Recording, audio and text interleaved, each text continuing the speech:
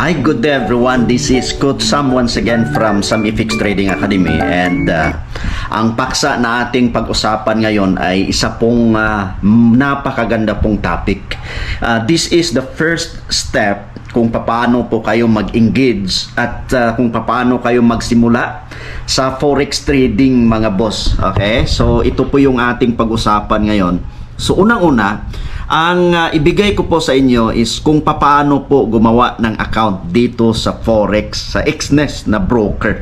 So, bali, sa screen po natin, no, kung gumagamit po kayo ng inyo pong laptop or cellphone, okay, i-open lang po natin ang Google.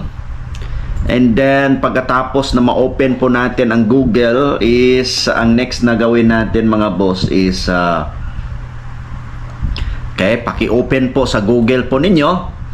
And then ang next po is i-type natin login to Xnest. And then pagkatapos na malagin po ninyo, just click continue. And then itong Xnest login to your Xnest account securely, dito po tayo mag-click. Okay, ito bali yung i-click natin. Pagkatapos na ma-click po ninyo yan, mag-open po yan ng panibagong site, at doon ilagay lang po natin ang details natin, mga boss.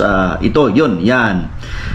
Bali ilagay natin dito, di ba dalawa to, sign in at saka create an account. So bali ang i-click natin dito, mga boss, yung create an account. Okay? Pagkatapos na ma-click ninyo ang create an account, ang next na gawin po ninyo, residence, di ba? Nakalagay dito country, region, or residence. So, i-type lang po natin diyan Philippines. If you are in the Philippines, pero kung nasa ibang bansa naman po kayo, mga boss, okay, kung nasa ibang bansa kayo, pwede po ninyo piliin yung lugar po ninyo as long as andito po sa kumbaga available po dito sa country, regions, and residence. Ayun, dito tayo sa pangalawang icon dito. I-fill natin your email address. Ito, mga boss, counting tips. Kung meron na po kayong account kay Xnest at hindi po ito under sa team natin, mga boss, bali ang suggestion ko po rito is gagawa kayo ng panibagong email tapos gamitin nyo po rito. Okay? So kung wala ka po kayong account kay Xnest, pwede po ninyo i-type email po ninyo diyan, mga boss. And then dito pangalawa, password. Gagawa kayo ng password between 8 to 15 characters, at least one upper and one lower case letter. Combination po, at least one number, and then next is at least one special character like question mark, sign number, dollar sign, yung mga ganon. Now, ito yung napaka-importante. Huwag po natin kalimutan kasi ito yung ilalagay po ninyo sa inyo pong pag before kayo mag-click ng continue, mga boss, before nyo i-click ang continue, i-click po ninyo itong partner code optional. Again, click po ninyo partner code optional, and then dito, mga boss, i-type ninyo po rito Dreamers, small letter po lahat. Okay, again, type Dreamers, and then pagkatapos i-click po ninyo ang continue. Okay, so yun po, bali yan po ang pag-start sa pag-create ng account dito kay Xnest.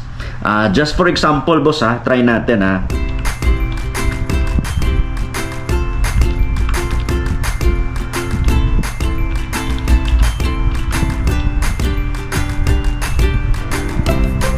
Okay, gagawa tayo ng ng tawag nito ng account dito kay Xnest, tapos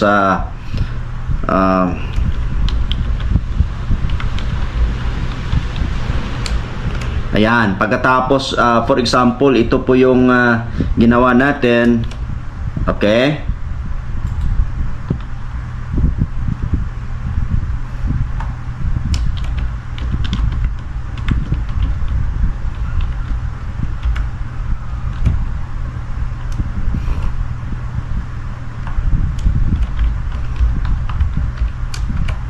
Okay, pagkatapos na nakagawa tayo, boss, i-click natin ang continue. And then, pagkatapos na maklik ang continue, bali mag-open na din ito ng panibagong site. Ito ang next dito mga boss. Okay, yan. Now, i-click na ninyo either demo or real account. So, since panibago tayo rito, click natin ang demo account. So, ito yung lalabas. Now, ang next na atin pong i-click dito sa tinatawag natin itong area na to, boss, ito yung 369 na dot. Pagkatapos na maklik po ninyo, dito tayo sa personal area, kasi dito kasi tayo sa Exness Terminal. Bali ang Exness Terminal, boss, ito yung parang trading view, boss. Okay, pag-aralan nyo po ito next na atin pong i-discuss itong terminal ni Exness. So dito tayo sa personal area. Pagkatapos na maklik po ninyo ang personal area, mag-open po ito ng panibagong site. And then pagkatapos na mag-open ng panibagong site, itong complete profile, boss, click po natin ang complete profile. And then upload po tayo rito, boss, dalawa, valid ID at saka ang pangalawa is yung proof of address. So basahin lang po natin kung ano po ang mga tinatanggap na documents ni Exness. So yun, so yun po mga boss, kung paano po mag-create ng account dito kay Exness. Huwag po ninyo kalimutan, i-type po again Dreamers. Maliit po lahat ng letters po doon, and then mag-start po kayo mag-create ng account. And then sa part 2 ng video natin, boss, pag-usapan natin kung paano po mag-trade ng demo at saka mag-create na ng real account. Marami pong salamat. This is Coach Sam once again. Follow for more.